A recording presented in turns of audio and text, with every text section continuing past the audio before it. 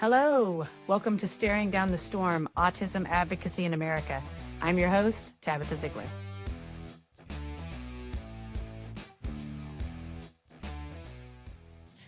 All right, everybody, welcome to the show. We have a very interesting episode for you today on the farm.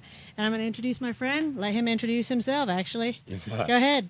Hey, everybody. My name is Tad Streepey. I'm the owner of Gypsy Rain Organics. We're a small organic vegetable farm here in southern Indiana, in Corden, Indiana. Husband to a beautiful wife, 3 amazing kids, 5, 10, and 15. The youngest 2 are boys. The oldest one's a girl. She's excited about getting her license soon. Right. So, but yeah, that's pretty much me. I'm not comfortable unless I've got my hands in the dirt. I'm a vet. I did 4 years in the Army, straight out of high school. Mm-hmm. But yeah, that's pretty much me.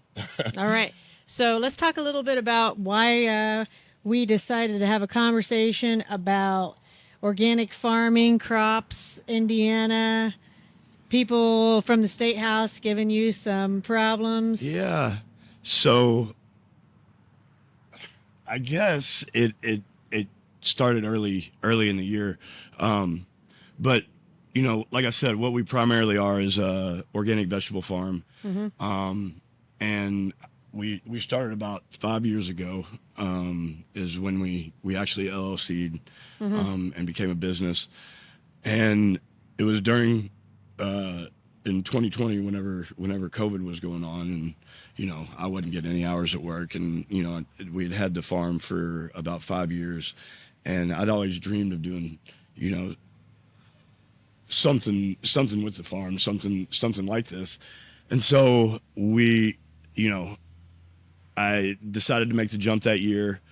It was, it's something that I'd always wanted to do for the community, for my family. Mm-hmm. I grew up on a homestead, so I knew and appreciated the value of that kind of lifestyle, and growing a good portion of everything that your family eats and consumes.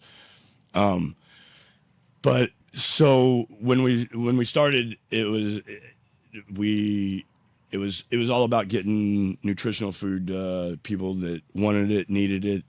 Part of that was not only my immediate family, but my sister-in-law and brother-in-law. They have a daughter who's now 16, Mm-hmm. amazing girl, who is on the spectrum. Mm-hmm. And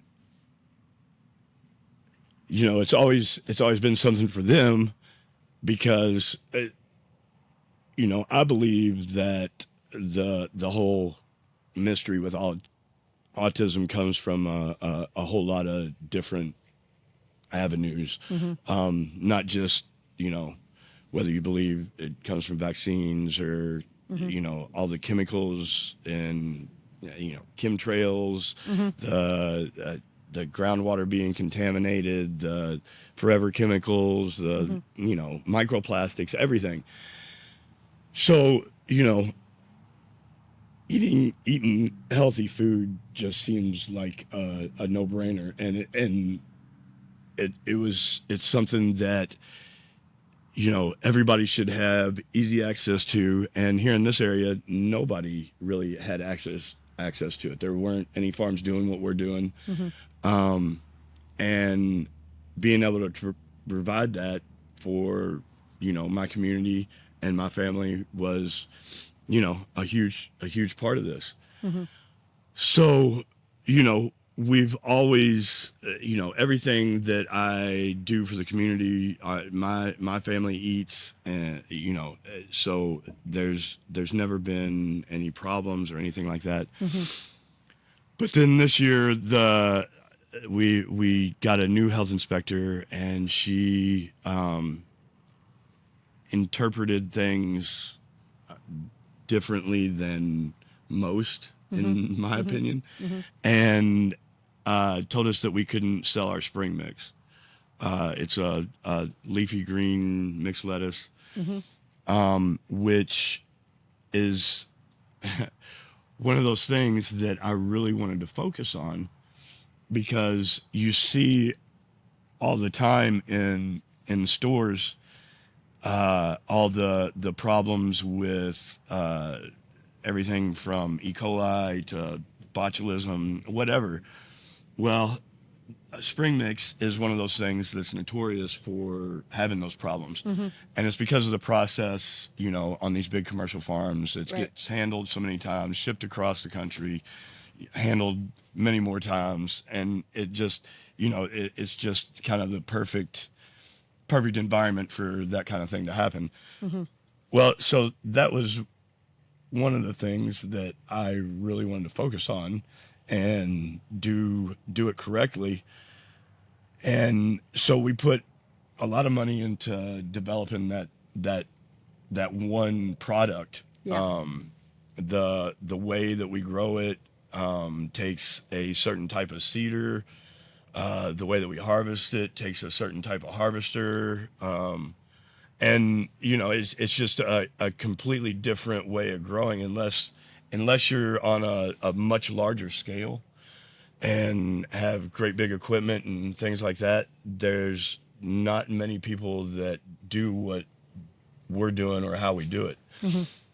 And that was done purposely, because we knew that if we did it this way, there should never be any issue, and nobody should ever be able to come and say, hey, this is a problem. Right. Well, until this year, we got to market season, got down to the very first market. And when is market season for people that don't know? Market season usually starts around the end of May, beginning of April, depending on where you are. But around here, around the beginning of April. So we're down there at the market with everybody set up, and the health inspector comes and starts walking around and looking at all the vendors, and sees that I'm selling our leafy green, what we call spring mix, even though we grow it in the fall too, and says that we can't sell that, which, was really crazy to me, because we'd been selling it, since pretty much for the past 3 years prior to this, without any problem. Nobody ever asked any questions. They knew my process, and there was never any problem leading up to this point. So I didn't understand really what was going on until I learned about the guidelines that the Indiana Department of Health and University of Purdue put forward this year.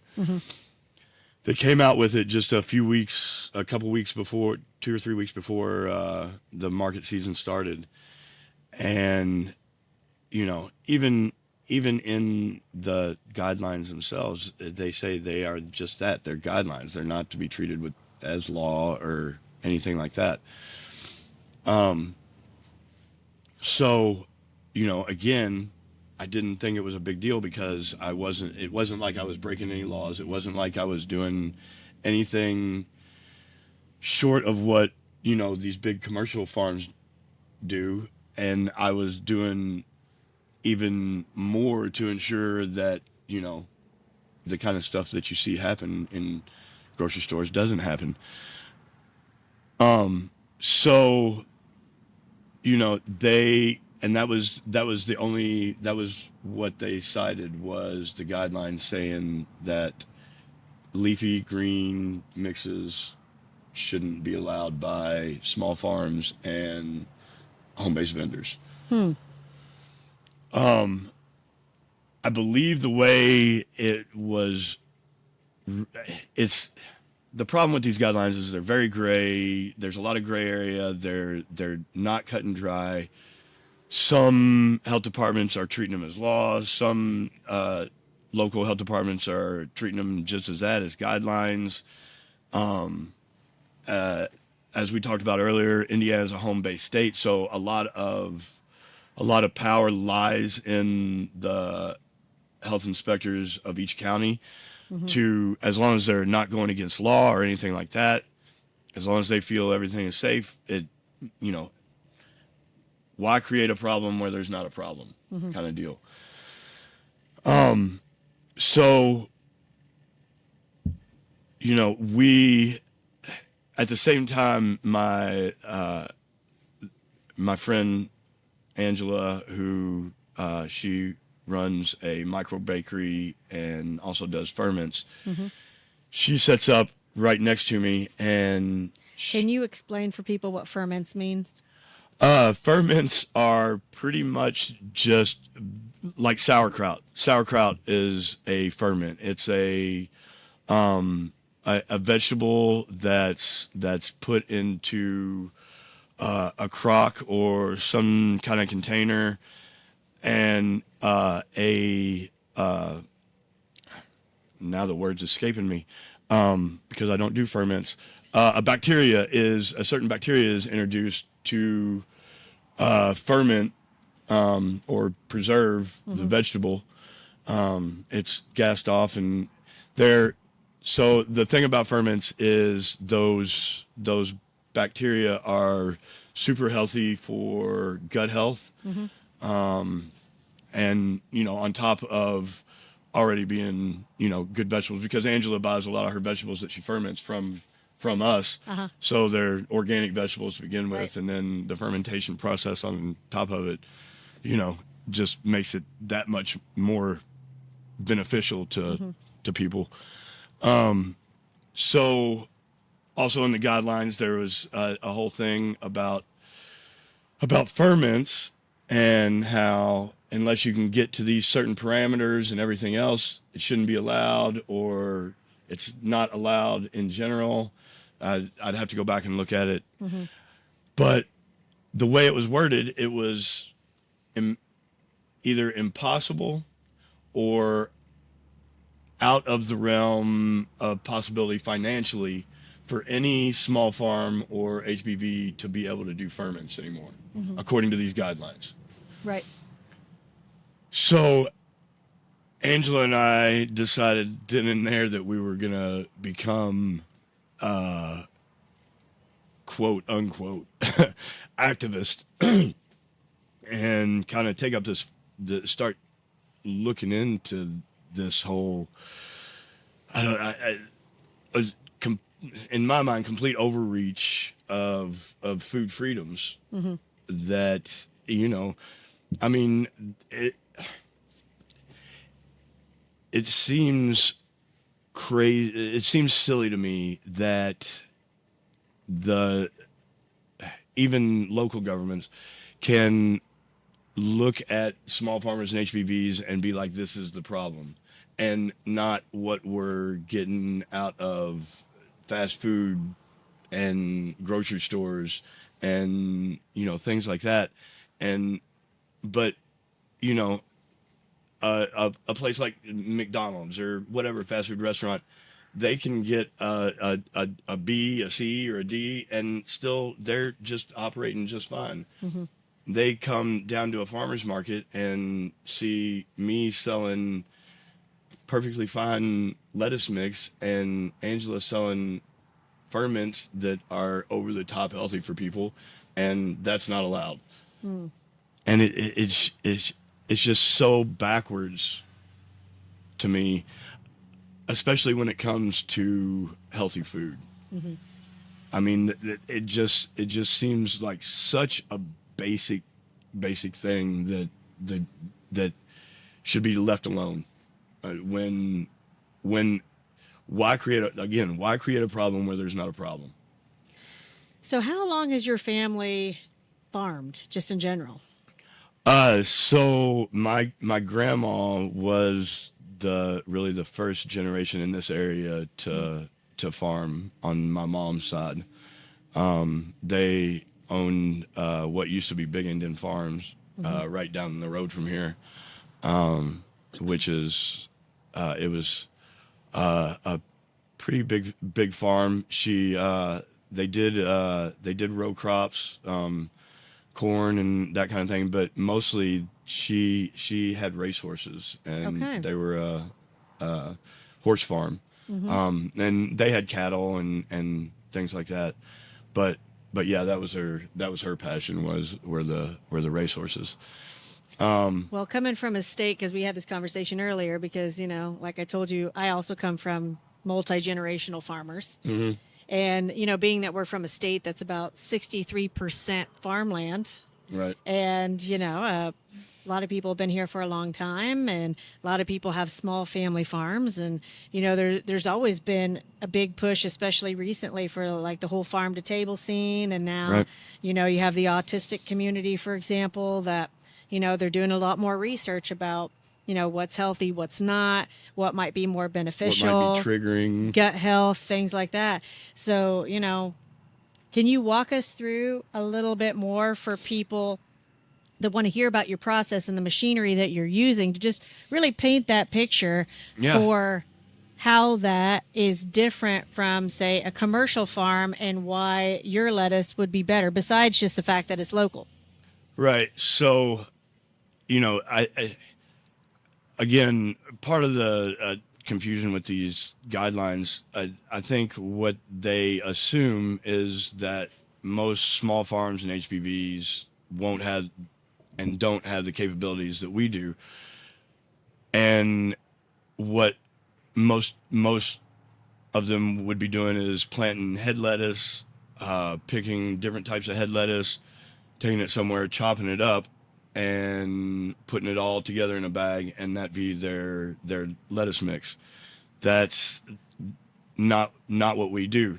So, and that's where the confusion comes in, because that they consider that a prepared vegetable. They say whenever, chopping it with a knife, that introduces, more area for bacteria to get in and cause a problem, which I don't disagree with. Sure. And that should be done in a commercial kitchen setting. Of course. But it's not how we do our lettuce mix. What we do is our whole farm, our vegetable game is all based on 30-inch wide beds. So everything's planted. A lot of tools in the market farm game are based on that 30 inches. So in like the one you see back here in the greenhouse, 30 inches wide, however long. Usually most of ours that are out in the fields are all 100 feet long. These are a little less. They're closer to around 70 feet long. But same principle. You have what's called a pinpoint seeder that is 15 inches wide. It's filled with seed and ran up one side of the bed and back down the other side.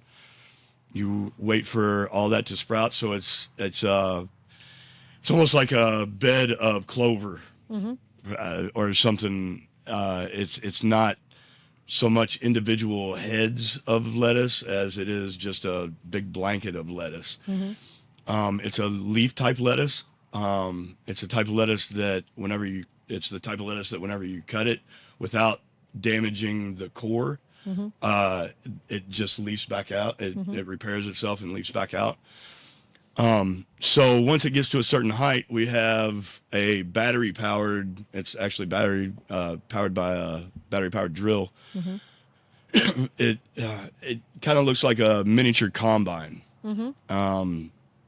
It's got a cutter head on the front that's the same kind of cutter head as like a hedge cutter.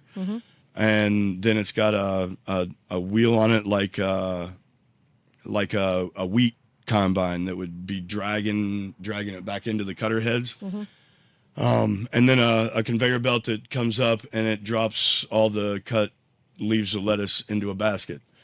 Right. So nobody's hand is actually touching that lettuce. No, to this point, nobody has touched that lettuce. After it goes into that basket, we take it to the wash station. It's dumped into what's called a bubbler. And all that does is it's PVC piping in a big tub of water with a jacuzzi tub blower attached to it. And it just creates a turbulence in the water and gets any kind of debris off the lettuce. The debris is heavy, so it falls down to the bottom of the water. All the lettuce stays up at the top. At that point, that's the first time that hands really touch the lettuce. We then have to put it up on a drying rack, let it dry out just for, no more than 10 or 15 minutes just to get the excess water off of it. And I'm sure you guys have some type of like policy sanitizing station for what you do with your hands prior to touching the lettuce, right? Oh, absolutely. Any day that we are going to be doing lettuce harvests, we make sure that we, wash our hands completely. And yeah, we take all precautions. We don't, we've got animals on the farm that, we don't mess with any animals whenever we're going to be harvesting any kind of leafy greens or anything like that. So yeah, we do take all kinds of different precautions to make sure that all our stuff never has a problem. So yeah, it's put on the drying rack, dried out a little bit, then it's bagged into 1 pound bags and put into cold storage. And so getting it from out of the bubbler, and a lot of times we don't have to use our hands to even do that. We have a net that we can, like a fish net, scoop it out and put it on the drying racks. So really the only time that hands ever have to touch our lettuce is whenever we have to put it in the bag and put it into cold storage. So in all reality, our hands only need to touch our lettuce one time in the entire process before it gets to the end customer. Whereas if you're on in a commercial setting, so say like these big agricultural centers out in California and down in Texas and stuff, there's, the process that it goes through is similar, but it goes through so many other different stations and hands and areas and shipping and, just everything else. Every step, every step that we're doing is multiplied, 5 times on these big commercial farms because of who they're trying to reach and the sheer amount that they're doing. There's just no way that you can be in that setting 24/7 and not introduce those kinds of things. So let's talk about nutrient value because, some people aren't aware of that. Like, if you're not from a farm, it might be a little foreign, but, once you cut the lettuce, for example, like realistically, without putting anything on it to preserve the lettuce for the color or the taste or whatnot, to actually get it to market to taste normal, like how many days realistically do you have before that lettuce starts to wilt and the nutritional value is starting to wane? Well, if it's truly organic and picked when it's supposed to be picked, which, there's all kinds of stuff out there, that they pick it early, it ripens on trucks, and right. It's not getting its full nutritional value. There's stuff that they spray on stuff to preserve it, so these waxes and stuff like that. So it does, but.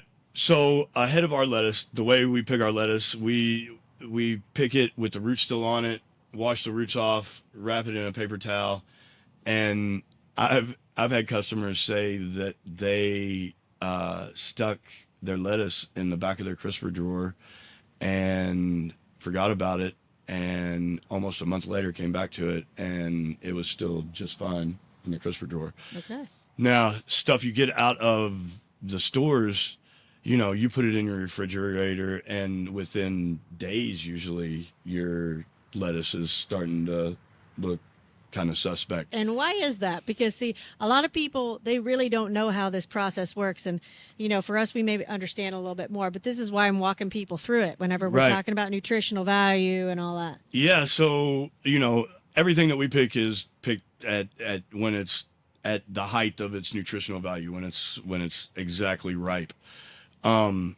With these big commercial farms, they can't really do that, because by the time they pick the product, handle it so many times, and it gets beat up going on conveyor belts and on different machines and getting sprayed with different kinds of washes and everything else, and then makes it on the truck, and then it's days or even weeks before it gets to the grocery store.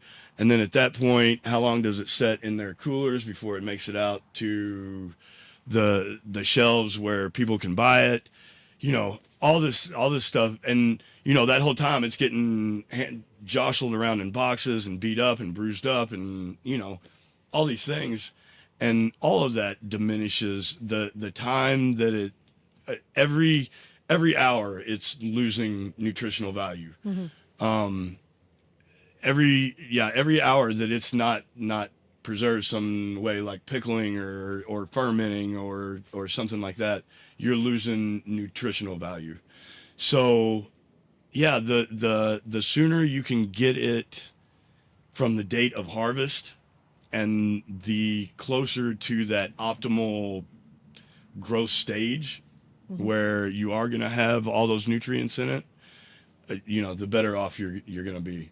And, like I said, the way that we do things, the product itself gets handled so much less that there's not only so much less, so many less ways it's going to get damaged, but the, likelihood of anything getting introduced as far as bad bacteria or E. coli or anything like that is a lot less likely than it is on these big commercial farms. Well, so there's a big conversation in the autism and neurodiversity community right now about ways to get kids to try things. Mm-hmm. And a large portion of people that are trying to get their kids to try vegetables, they're finding that if they bring them to the farm where they can actually see the growth process, or explain to them how it works. Like, what do you think, even just for the autistic community, right? Like, what would be the value of having more farms like yours to where the autistic community, especially the young kids, could have access and the curiosity could be piqued in order to try more vegetables? Yeah, absolutely. Well, I think, with everything, the more understanding that you have where something so important as your food comes from, the more you can trust where that's coming from, the more you can see how it's done, the more, and especially with autistic kids, if they can come to the farm and feel the vegetables and mm-hmm. see the vegetables and smell the vegetables, and it works on all those senses a lot more than just grabbing something out of your refrigerator mm-hmm. and throwing it on a plate kind of deal. Right. Well, like we were speaking about earlier, just with farms in general, because we're sort of a similar generation. Right. I was born in 1983. Would you say 76? 76, yeah. Right. So, we're of that generation, like we were talking about, where we remember you could pretty much drive in any direction in Indiana and you're going to hit a farm. Right. And I know I've been driving around recently, and there just seems to be more and more housing developments popping up on these like massive farms. And what do you think about that sort of thing with like the AI centers and like all these? Well, and not only the AI centers, but even, you know, from GMO crops to, like you said, the subdivisions to, you know, all this stuff is just completely decimating our farmland. You know, forever chemicals, you know, those destroy the ground for years and years. The data centers, we don't even know what kind of untold damages they're going to do to not only the land, but the groundwater, the you know, especially when the groundwater is already getting decimated by the forever chemicals. Right, right. You know, I was just looking at a paper that I forget who did it, but they did tests of all the water municipalities are a good portion of the water municipalities in the United States. And it was amazing how many of them were not only at above and up to 3 times, but over 3 times the suggested allowable limit of forever chemicals in our water table, in our drinking water.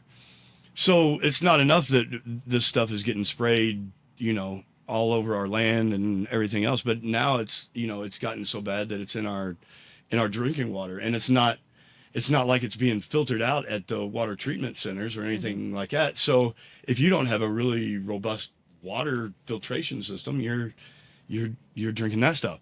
So and the reason I mentioned that is specifically with things like autism, right? Because so even when you're trying to ensure that your children that you're doing the right thing by your children and giving them, you know, all the right stuff to make sure that, you know, stuff is really good, you can't, it's like you can't get away from it. Right. I mean, like I said, from the water we drink to the ground we grow stuff in to the air we're breathing. Right. It's everywhere. What would you ideally like to see from the politicians in Indianapolis or in Washington, D.C., for example, in relation to farming communities or organic growth? I know we already had a conversation about, you know, sort of like leave the farmers alone, have some regulation, obviously, because we want people to be healthy. But like for the people watching that don't know a lot about it, give them some pointers, like, you know, speak to the politicians if you want to, like say what you got to say, you know? Yeah, so as far as that's concerned, it really feels like it's a pay to play kind of game, like so many things are right now.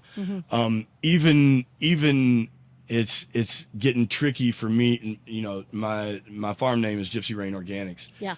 They're having you know, I'm getting close to them having a problem with me calling my name Gypsy Rain Organics because I'm not certified organic. Okay. Because it is a years long process that costs thousands and thousands of dollars, and you have to keep the most ridiculous records and everything else, all to prove that you don't spray anything on your vegetables. And it's so backwards because, you know, why should the burden of proof be on us when all this stuff in stores has all this chemicals and everything? Why don't they have to list all those chemicals? I got off on a tangent. No, it's good. We're good with tangents. So, tell people about the amount of investment, because obviously I know how farms work. I know that, you know, just looking around, I can see thousands of dollars in investment that other people may not be able to see. Like, walk people through the amount of investment that you've had already in just your vegetable crop, for example, this season. Oh yeah, just in Well, just in seed every year, you're talking thousands of dollars, depending on how large you are. But then you've got everything from, the water bills to the electric bills to run your cold storage to maintaining fencing to keep animals out of gardens to, maintaining equipment, like the harvester that we've got for the spring mix. About how much money does that harvester cost you, as an example? Just that small harvester, you're somewhere around $2,500. Now there's different models and everything like that, but yeah, you're looking at a few $1,000s to just have that harvester. So yeah, Greenhouse. yeah, I mean, this greenhouse, it's not obviously the most automated, but it does have automated sides and automated louvers on the ends. 100-foot long, 30-foot wide. And, when it was all said and done, after we, leveled out the ground, got good a good starting topsoil in here, compost, the shelving, everything else, the greenhouse itself, you're talking close to a $40,000 investment. So that's, it's not something that's easy to, especially for a small farm, to quickly recover. That is kind of my point. It's an investment. So like Right. your family, because not only you were going to use this product, but you made a conscious decision that you wanted to give back to your community, and Right. therefore invested upwards of probably 50, 60 grand just for the greenhouse and the seed and all that sort of thing, to have someone come down and tell you you can't do that. So Yeah. how much waste did you have from that? Like, what happened from that interaction? So we didn't have a huge, pretty much quote unquote waste. Okay. Nothing goes to waste on our farm because we have the animals. Right. Anything that's going to go bad or anything like that, we can feed to them. Also, my mom especially, but my parents, they do a lot of cooking at community meals. My mom also volunteers a lot of hours down at community services, which hands out a ton of food every week.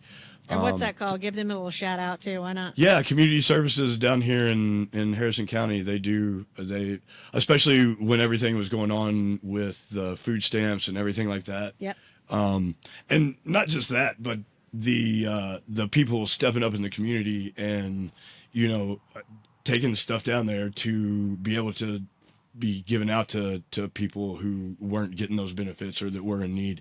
It was really, really huge this year. But she volunteers down there a whole lot. And anytime that we have something like that, that we think is going to go bad, or that has, or such in this situation where we weren't going to be able to sell it, it can always go down there.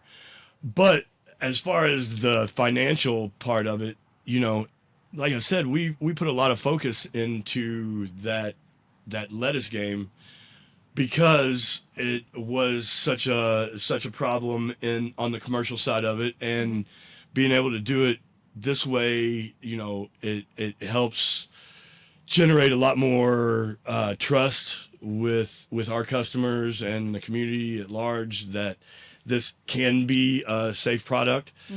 So it really is a big part of what we do. And you're talking for us thousands of dollars when it comes to being able to sell that to down at the markets, for our CSA customers, for customers that come and just pick stuff up off the farm.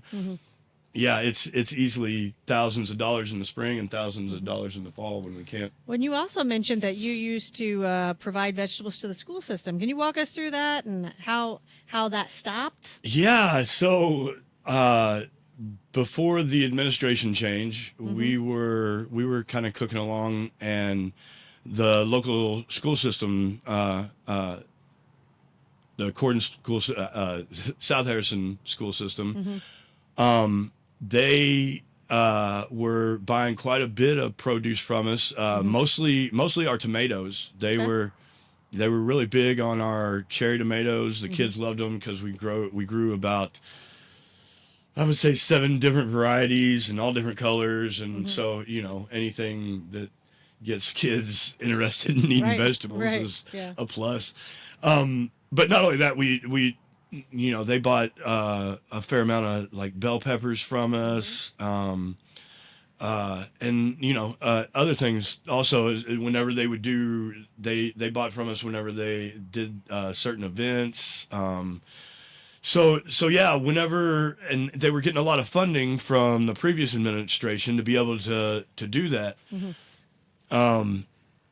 Now that the administration has changed and a lot of those programs have been completely done away with or cut off or whatever, the school doesn't have the funds to be able to do that. They can only get their what they're feeding the kids from approved vendors at this point. And it's I can go down all kinds of rabbit holes with everybody. Do it. But we can go down some rabbit holes here. So these the farms that provide to these vendors or these big warehouses where schools can purchase this stuff, it's all owned by the same people, these elites, and it's all done through lobbying because they've got the money, and they can say, hey, why don't we make this rule so we make all the money.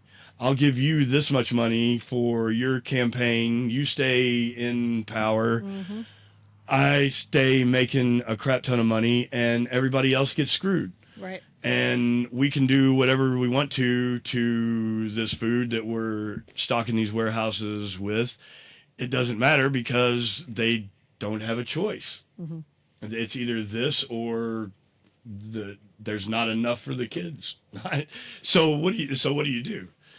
Well, I think it's a little un-American, but it's definitely anti-Hoosier. Like I said, coming from a family of farmers myself, we were mostly corn and soybeans when I was a kid. We grew animals, we butchered our own meat and all that sort of thing. As I got older, we kind of went away from that. But whenever I was a kid, my grandparents had a grapevine. We made our own jelly. Like I'm definitely probably of that dying generation, if you will, of kids that grew up on a farm, had the opportunity to see how things were processed. I remember my dad and my grandpa talking about all the monopolies coming in with the seed companies and the fertilizer companies. And see, that's my next fear is they're gonna make it harder and harder for people like us to get seed. Right. And then, where do you go from there? If I can't get the seed to do what we do, then that becomes a whole nother problem. And it would. I really wish that people could see the value in what we do, because it would take. Just in a farming community like this, or traditionally a farming community like this, it would be so easy for this person to grow this vegetable, another person to grow this vegetable, another person to grow this vegetable, to be able to trade with each other, to be able to sell that vegetable to whoever, and to even be able to start a community seed bank where a certain amount of each person's crops, you let it go to seed, you harvest that seed, and it goes, into a community storage somewhere where anybody in the community who is growing or wants to grow a certain type of it just ensures that we have that security when it pertains to our food. Well, now we're talking about food insecurity, which I think is crazy. Yeah. That we are from a farming state, right? Yeah. And when you just play it out in your mind, right? Like the type of generation that we grew up where like almost everybody had some type of family garden. Oh, absolutely. And, you know, it sounds like we came from similar families that were Yeah, my sort of like parent- advocates, activists, and always gave back, gave Right. more. Absolutely. Yeah. I grew up on a homestead. My parents, they were dirt poor whenever they got married and scrounged enough money together to buy a little plot of land just right down the road. Bought a cabin kit, Okay. a log cabin kit, and it arrived on flatbed semi-trailers. They dumped it off in what's now their front yard and handed them a set of blueprints and said, "Have a nice day." How about it? Yeah, Yeah. and so with friends, they built a house, you know, carved their little piece out. And for them, a lot of the time growing up, it was more about, I don't want to say survival, Right. but it was more about closer to survival because they didn't have a lot of money and, you know, they couldn't just buy everything that they wanted or even needed a lot of times. Right. So that was a I don't want to say an easy way, but a way to Self-sufficient way. Yeah, a self-sufficient way to not only help the family save money and be able to have that money for other things, but to also, you know, raising up, you know, I've got a brother raising up two young hard-headed boys, you know, make sure that they're eating well. Sure. Yeah. So Well, I think it's important things to talk about, especially, you know, Indiana historically, you know, it's full of pioneering families that carved out homesteads. And, you know, obviously there was a huge native population here. And yeah. I think the families that have been here for a long time, you know, a lot of those families were intermingled. I would guess that a lot of those indigenous ways were passed along, and like some of these pioneering families may not even realize that some of the things that they do are actually rooted in indigenous culture. Absolutely. And I think it's worth preserving. I think it's worth having conversations about. And like we were talking about earlier, you know, I think people like us, you know, we're concerned about what's Indiana and the U.S. going to look like in 30 or 40 years. Like, are we going to have the ability even to do things like this? Right, and you know that's a huge concern for me because, you know, like you, I've got children. I've got 3 just like you, and you know it's right now. You know, obviously we're fine, but Yeah. you know it changes so quickly, and even though we have this farm, if my kids, all or one of them, decides that this is something that they want to continue, are they, if they desire to, are they even going to be able to are they even going to have the ability to, are they even going to be allowed to at that point? Because it just seems like between the big corporations, government, they, in some form or fashion, they're coming after all these small farms and home-based vendors and not allowing it's here we go down rabbit holes again. We like rabbit holes on this show. It's all about power and control and the consolidation of wealth and making everybody dependent on a centralized one person kind of deal. And the whole idea of everybody being self-sufficient and being able to provide for themselves and not be dependent on the system, it scares the crap out of them. Well, and the more of that knowledge that we can preserve, I think the better off we'll be. At least the knowledge will still be there, even if we have to fight for to be able to get seed or you know whatever. I always talk about things like this, like putting more skills in your toolbox. Like it sounds like families like ours, for example, like the ones that have the tools and the know-how, we would be happy to teach the kids, like any kids, like here, like come on out, let us teach you how to garden. Let us teach you more about, you know, what goes in your mouth and how it affects your body. Well, just earlier this year, we had a Girl Scout troop out here. Fabulous. That was working on one of their badges. I don't even remember what it was exactly. I think it's sustainable living or Okay. I forget exactly what it was, but yeah, we try to do stuff like that, learning events out here all the time. I have friends that are really well-known herbalists around the state. Right. Shout out to my friend Karen Lynn Burr. She's up right outside of Indianapolis. She has an amazing spot up there, and helps a lot of people through natural medicines. She's clinically trained, and you know, her continued education is second to none. She's constantly learning, and the amount of knowledge that she has is unreal. Anyway, her and some of her friends have come down to the farm. We grow a lot of herbs and a lot of medicinals also, along with our vegetables. She comes down at least once a year and does a class on making your own tinctures, or you know, talking about different things that we have growing on the farm that probably grow right outside people's doors and they don't even know it. But teaching people how to use these things, whether it's just for their nutritional value or whether they have some value medicinally.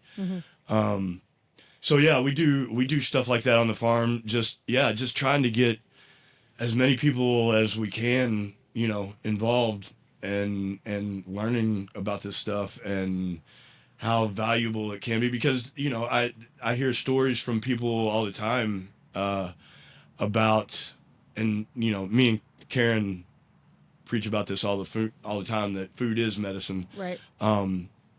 And just like any medicine, if you're eating the wrong stuff, it's detrimental to you. If you're eating the right stuff, it's nothing but helpful. And well, not to mention cost, though, right? Because let's just be honest. You know, you could barely buy food at the grocery store anymore, even if it's canned goods now. So just being able to have access and then being able to afford it, you know. Yeah, and that's another thing that's really gotten, it seems, out of control, is, like you said, the prices of stuff in grocery stores. And you know, especially from somebody that does what I do, from my standpoint, you look at what's going on in grocery stores and you just wonder how they can justify that sometimes. Or sleep at night. Yeah. and because not only is it that expensive, but none of it all of it's nutritionally void. If anything, it's causing more problems than it is helping. So it's really crazy to me. And like I said, that's why we do that. Me and Karen preach food is medicine. If you're getting it from the right place, even if you're buying it from an organic farm and it's a little bit more expensive than what you would be buying in stores, if you continue that and you change your lifestyle, your body responds to that. You're less likely to need pharmaceuticals, which, how much money are pharmaceuticals costing a lot of people every year? And pharmaceuticals, here we go down rabbit holes again. Like Pharmaceuticals, it's you know, the whole pharmaceutical game, if you take a look at it from the big picture, pharmaceuticals, they gain nothing by curing somebody. Right. All they're doing is masking it's a Band-Aid on a broken leg. All you're doing is treating symptoms. You're not helping anything at the core root of the problem. So that's what a lot of, whole nutritionally dense foods can help get a lot of your systems back in line that are causing the problems that these pharmaceuticals are trying to mask and pretend like they're helping. So yeah, I really hope that, us teaching, doing stuff like this, just getting the word out there more that this is a real problem and that there is a better way if people would just, you just got to get involved. You gotta, it's not easy to make lifestyle changes. I know that's hard for a lot of people. Going to the grocery store is, it's super convenient. We work every year on making ourselves more and more convenient. Because I know that's a huge thing, being able to go to JC or Walmart or whatever, or even Whole Foods, and just, it's a one-stop shop. You get everything you need and you're out of there and don't have to go back in there for another couple weeks or whatever. Well, you guys do a lot on this farm, because we were talking about you have turkeys here too, and you said you have a program that you do turkeys for Thanksgiving. Yeah, so we do. Besides our vegetable game, we do proteins also. We have free range turkeys. We don't have enough of them to where we harvest them all throughout the year because there is such a demand for them.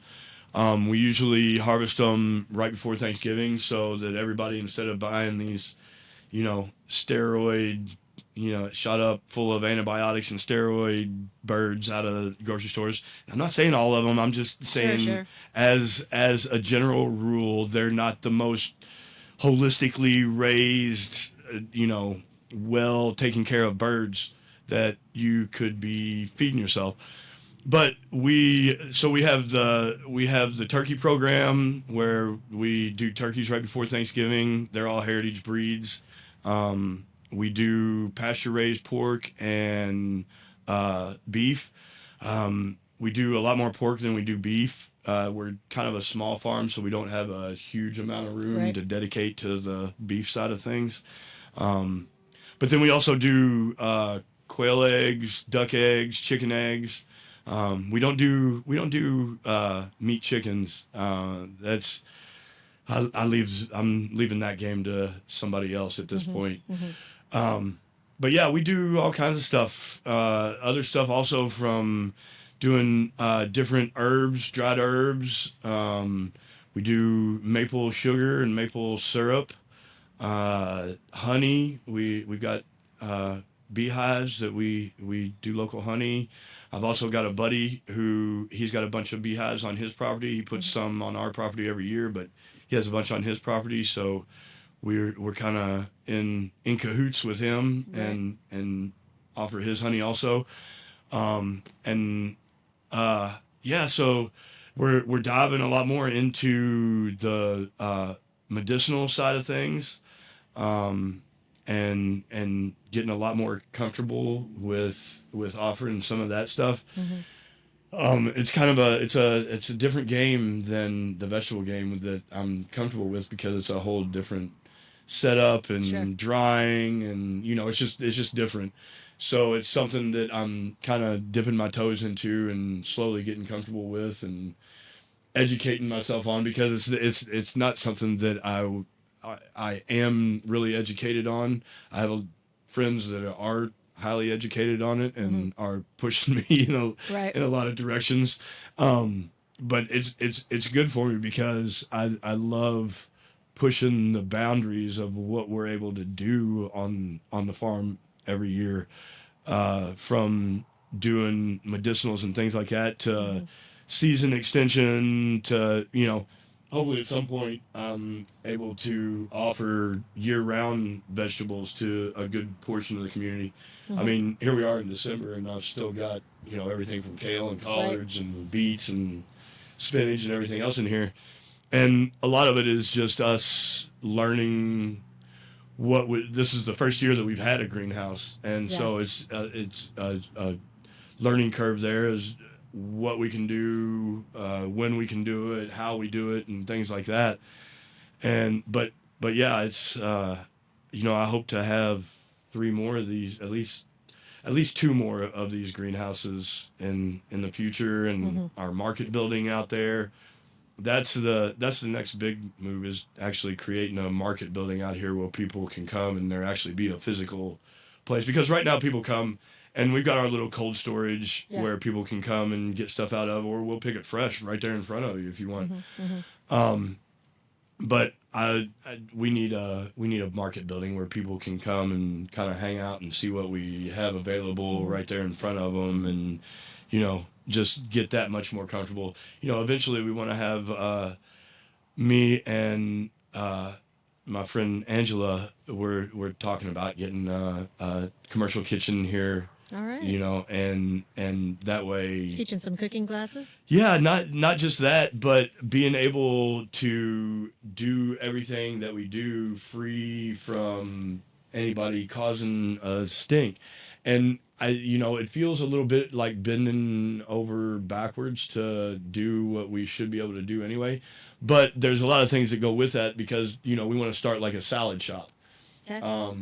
And, to be able to do that, to be able to prepare vegetables, we need a commercial kitchen. And we could rent a commercial kitchen and pre-box them and all that. But, that's not what we're about. And we want to, be able to go in and pick stuff fresh that morning and put it in there. And that's what everybody's eating that day. So, there's a lot of things that we want to do here on the farm, and a lot of things that would be really beneficial to not just us, but to the community at large. And because you're not the only farmer having these problems. No, this is my story is not unique, not only to Indiana, but nationwide. Right. But specifically in Indiana, now it's not always just like it's been with us with our mixed greens, but whether it's with ferments or with different types of eggs or something like that, it seems like every health inspector is interpreting things however they want to and coming down on people for whatever reasons, nefarious or otherwise. And it just makes things so much more difficult when, again, why is there why it's like they're trying to create a problem where there isn't a problem. Well, how about this? For people that really want to help you guys out, like you already said, you're in Harrison County, and we know this particular inspector, maybe if people have something to say or have an opinion, if they wanted to write her, like where would they write her? Yeah, so if you look up online, it's public access, because they are quote unquote public servants, and it's all public knowledge. But if you just go to your county's health department website, and just like here in Harrison County, if you just go to Harrison County, Indiana Health Department, and you go to their website, the entire board of the health department is right there with their phone numbers, their emails, their extensions. It's all public knowledge, and I'm sure they would love to hear from everybody. And then ahead of her, because everybody has a boss. Yeah. Who's the next person that these people should contact? The administrator of the board, and all the board members, because they all have a say in what goes on in all this realm. Because one of the board members that they sent out as quote unquote liaison, I guess, or I don't know. To give you a talking to? Yeah, well, they wanted to see my process, and right.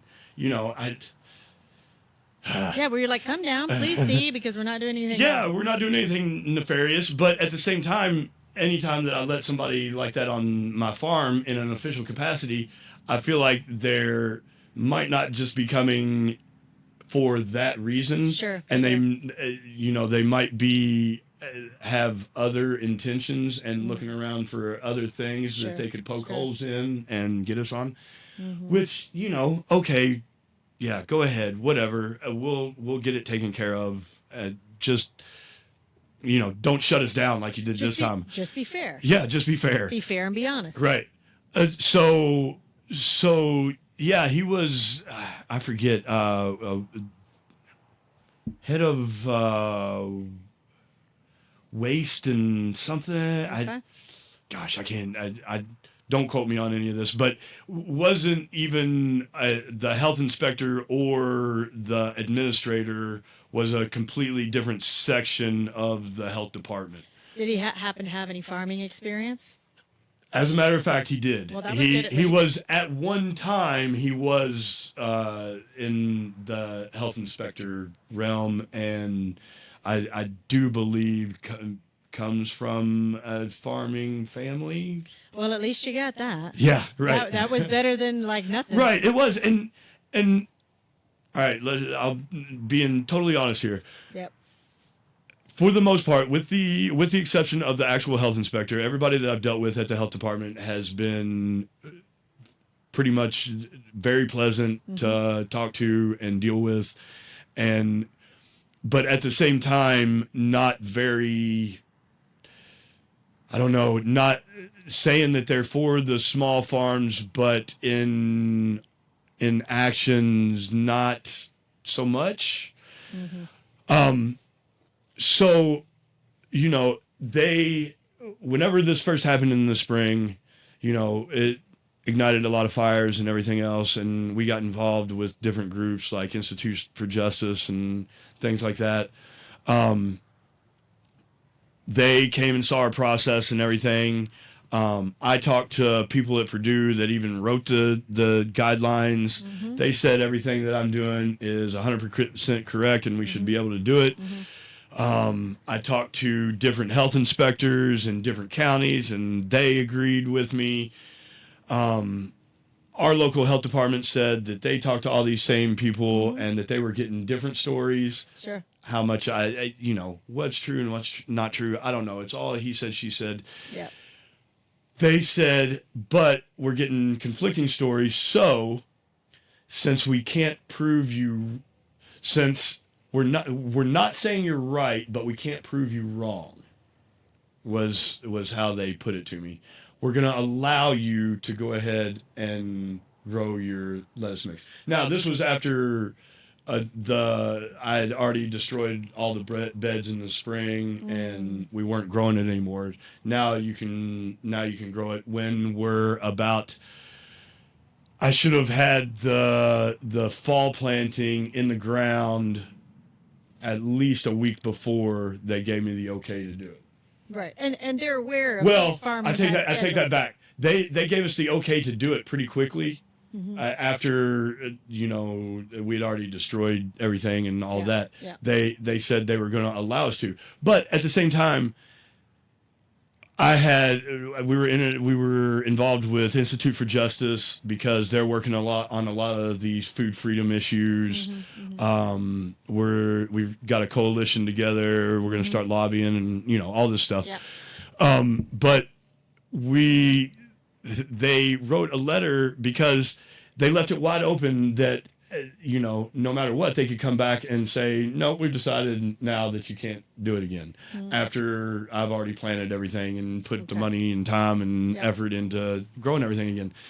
So the Institute for Justice thought it would be a good idea, and obviously I did too, to help protect our small farm a little better, get something in writing, even if it was just a on email saying that if no laws changed, that being the health department are not going to come back after you over your lettuce mix. If you're doing everything correctly, like you said you were, and like we saw you did, and no laws have changed, I don't care about guidelines or, whatever. As long as the law has not changed and we are still allowed single cut, then you all won't come after me. And they said, no, we won't do that. Well, So now, I planted this one bed because I'm still not convinced that, they're playing on gonna the keep side their of word. small farms Yeah. and HVVs. And so I just planted this one bed for our CSA customers and a little bit more for other customers. And, at this point next year, I don't have a choice. I'm going all in like I would normally, and hoping, hopefully with a session being in with Indiana legislation now, we can get up there and get people together and, hopefully create a stir.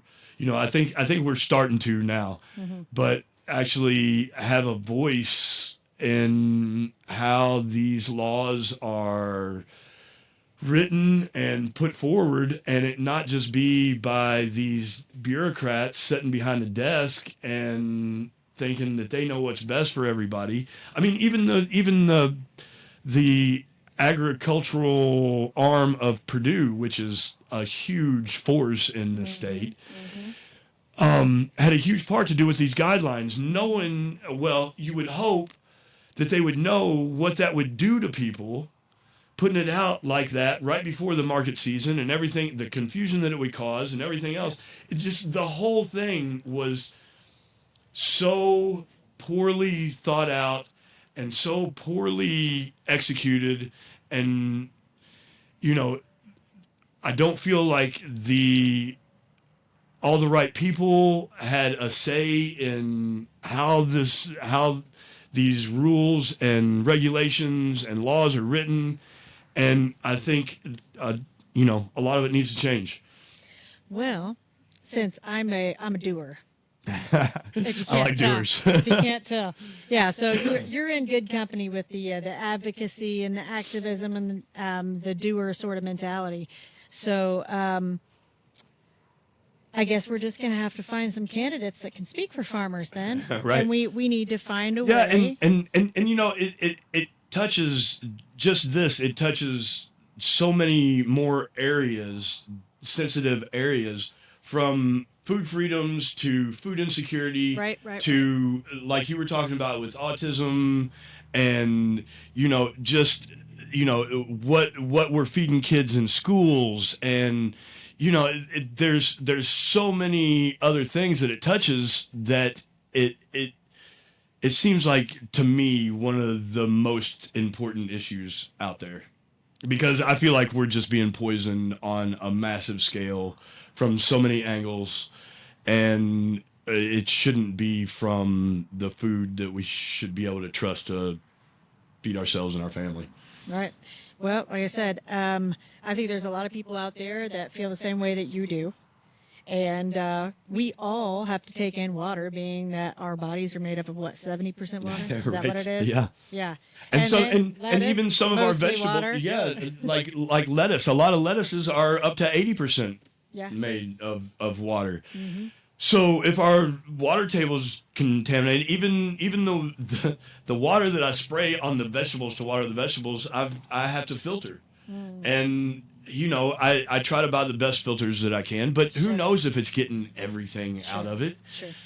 All I can do is the best that I can do, and try to do everything I can to keep our vegetables as truly organic as I possibly can. And and I know it's better than 99% of the stuff that you can buy out Right. there.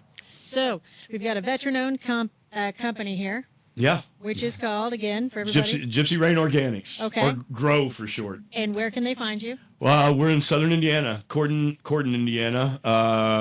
We're pretty much at the crossroads of Highway 135 and Interstate 64. Do you have a website? We do. We have a website and a Facebook page. Website is www.gypsyrainorganics.com. And you can find out all kinds of stuff about us on the webpage. To getting signed up with our pork program or our CSA program, to just our kind of our background and what we do here on the farm. And how can people best support you? The best way to support us is buying stuff off the farm. And even we're starting to dabble with shipping some of our stuff, like our dry goods, from our maple sugar and syrup to honey and things like that. Some of our, we make our own paprika, our own cayenne, different things like that.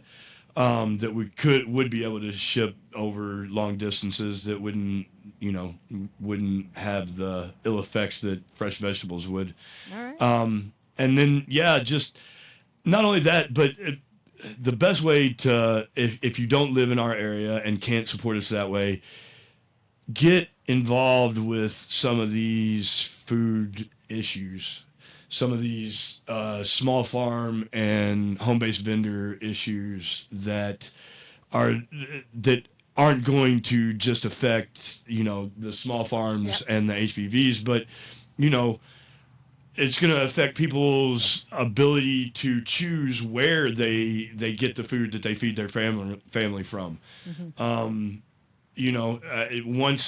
Once those avenues are restricted to only one, then, the powers that be can turn it on and off whenever they want to. They can jack prices up to whatever they want to. It really does affect everybody, and getting involved with your local government and your state government and getting loud about all the restrictions and, to me, nonsensical stuff that they're doing to restrict small farms and HBVs. Just get loud about it and tell them that, food freedoms aren't up for grabs. Well, I do this with all my guests. So if people don't remember anything else about this episode, and you could tell them one thing about Tad that you really want them to remember, what would that be? If they don't walk away with anything else, and this is like the last thing in their brain that they remember about you. That we are here for our community. This isn't about us. This is about our community, and even bigger picture than that. That we truly want to try to make a difference for everybody, not just our little dome here in Cordon. All right. Well, I really appreciate you coming on. You give us all the updates as they come in. I will. And if you ever want to come back on, we'd love to have you. Awesome. All right. right. I appreciate it. Okay. We'll see you guys later. We are at a pivotal point in American history. We do not have the luxury to remain silent.